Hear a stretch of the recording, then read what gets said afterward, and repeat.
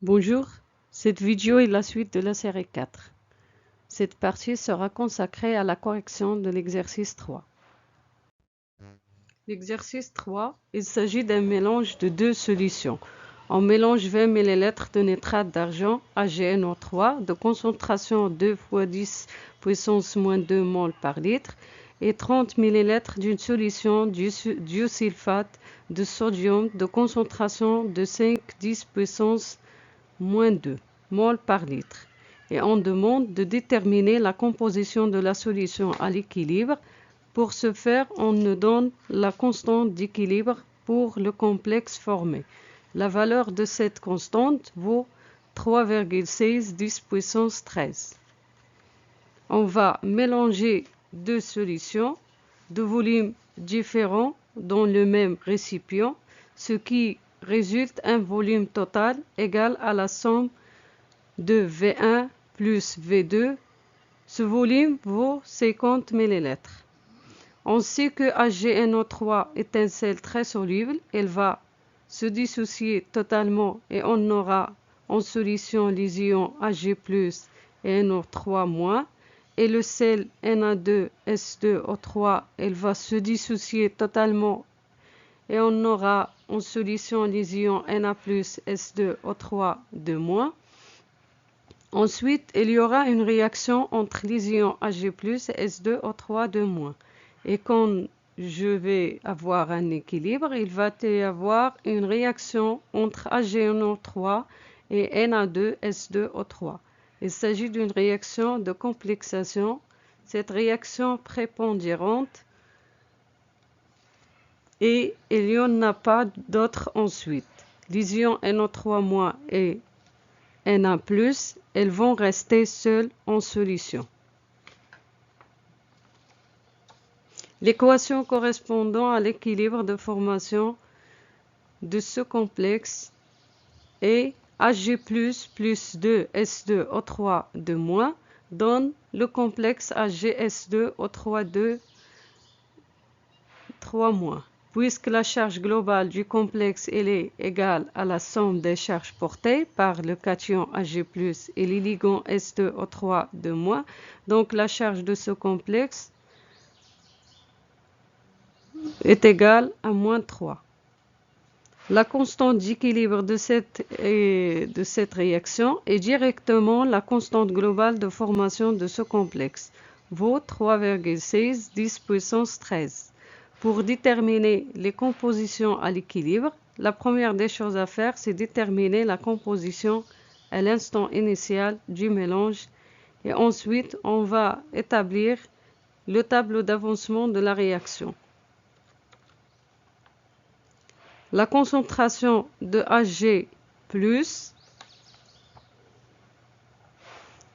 qui va venir de AgNO3 est égale à la nouvelle concentration C'1. Et le C'1, c'est la concentration de C1 fois le volume ajouté V1 sur le volume total du mélange. Je vais avoir 2 10 puissance moins 2 fois 20 divisé par 50. Alors la concentration de Ag+ vaut 8 10 puissance moins 3 mol par litre. Et la concentration de S2O3 2- qui va venir de Na2S2O3, elle est égale à la nouvelle concentration C'2.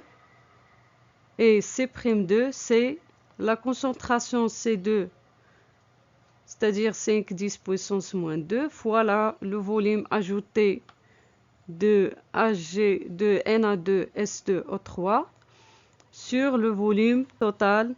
Alors je vais avoir 3 10 puissance moins 2 mol par litre. On a la constante d'équilibre de cette réaction vaut 3,6 10 puissance 13. Cette constante, en tout cas, elle est supérieure à 10 puissance 4, ce qui nous permet de formuler l'hypothèse que la réaction est totale. Je vais établir le tableau d'avancement en notant l'état initial